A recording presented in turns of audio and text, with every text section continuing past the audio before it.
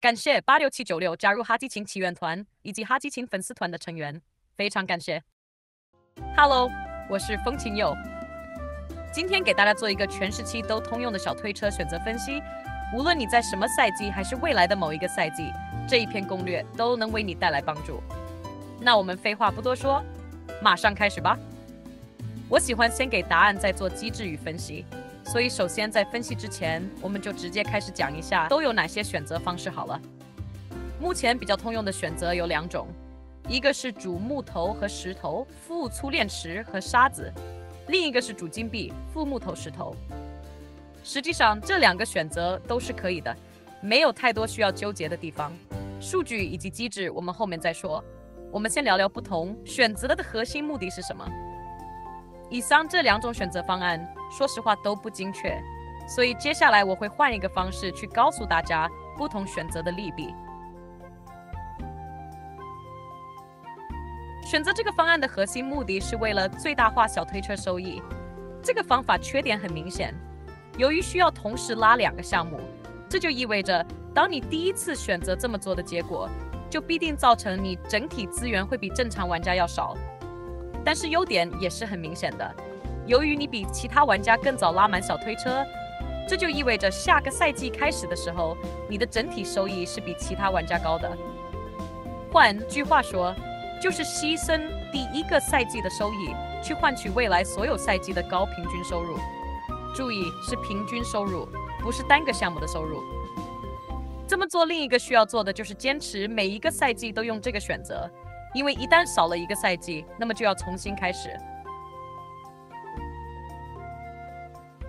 大量獲得金幣的核心目的，就是更頻繁地刷新商店，獲取整體的資源收益。我可以先告訴大家，策劃都是設計好的，無論你選擇花金幣購買原價的資源用來升級小推車，還是使用小推車產出的資源自給自足，都是等價的。所以大家不要考慮哪個合算，因為策劃都是設計好的。回到正題，選擇金幣的就意味着你在全時期的收益都會偏高，不僅是小推車的收益，還包括商店售賣的祈願和結緣神。雖然商店和小推車的產出是等價的，但是商店會打折，這就意味着可以通過只購買打折商品來獲得更高的收益，打破策劃的等價設計。但是这並不會讓你多獲得多少。因為就算你每次都只購買8折扣以下的商品，也只是比平均升級全部要多出5%的總收益而已。同時，由於你捨棄了主拉木頭石頭或者粗鏈石，就意味着你的整體產出偏高。但是單個項目完全比不上其他選擇，甚至有可能低於從第2個賽季開始的主木頭石頭玩家。不過，這取決於玩家的秘境的購買次數以及推圖進度。不過，的確不可忽略的是，如果你每天都能刷到至少1次祈願和結緣神，那麼假設你是宇之國玩家，那麼3個月的產出就是90祈願和結緣神，換算成晨星，也就是大約23000的晨星消耗。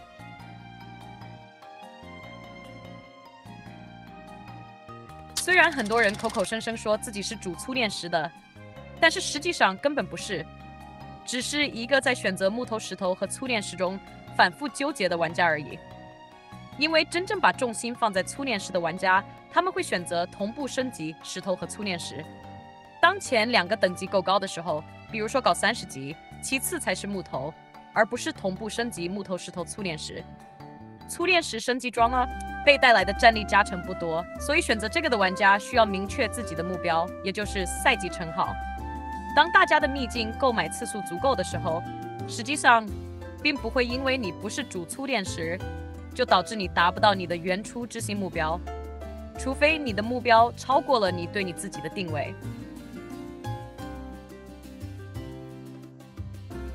主沙子和主粗鏈石一樣，基本上說自己是主沙子的玩家都會同步拉石頭，這也是錯的，應該只拉木頭和沙子。當你一次拉3項的時候，就沒有什麼主副關係了，因為說白了就是選擇主拉金幣玩家的3倍消耗。和提升賽季評分完全相反，煮沙子能為玩家帶來相當不錯的戰力收益，而且玩家的遺物收集度越高，心理級越高，帶來的收益也就越高，遠遠大於其他的任何選項。通常選擇這項的中客玩家比較多，因為自己競爭不到賽季稱號，但是還想盡早打煉獄等高級副本，剩下的都是垃圾。不過我也要說一下利弊。技能經驗處於初練時沙之間，戰力給的一般般，評分也還湊合。但我可以肯定的告訴大家，這玩意就是一坨大便。力戰精華只能提升技能的固定數值，不能提升百分比倍率。但是大家都知道，轉職次數越多，後面的新技能的基礎數值越誇張。差距大家可以自己對比一下當前職業的技能基礎數值和一轉的技能基礎數值，就知道是怎麼回事了。這是策劃設計的失誤，但是我們必須要學會隨機應變。總之，不要主拉就是了，除非你能夠像我一樣，8個技能全部都是高職業的技能。為什麼主拉狗糧是一坨大便？你自己去你的戰力分布看看就知道了。這真沒什麼好說的，就是很直白的數值問題。而且升一級就增加1點基準產量，我可能花200萬從130的凍乾升級到230級的凍乾，可能產出甚至都達不到翻倍的量，就特別的讓人想吐槽。吼吼吼！那麼在這裡，像往常一樣，我來為自己的 Discord 來打一個小小的廣告了。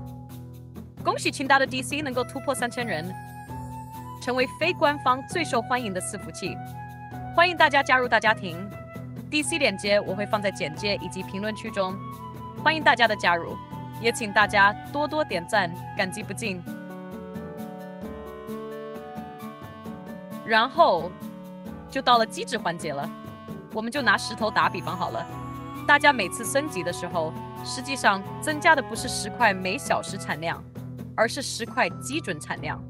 這個是固定值。而10塊每小時產生，實際上是根據玩家的產量加成而變動的。說白了就是刻度。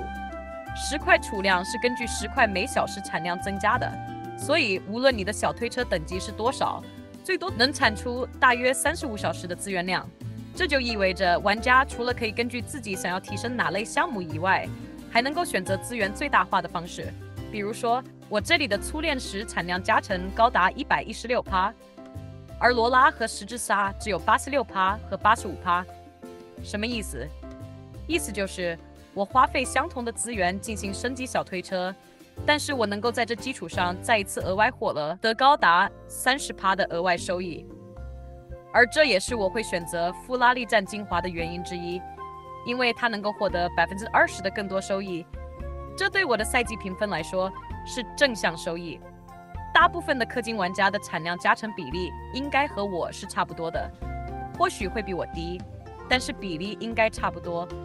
都是初練時偏高，金幣和石之沙這種偏低。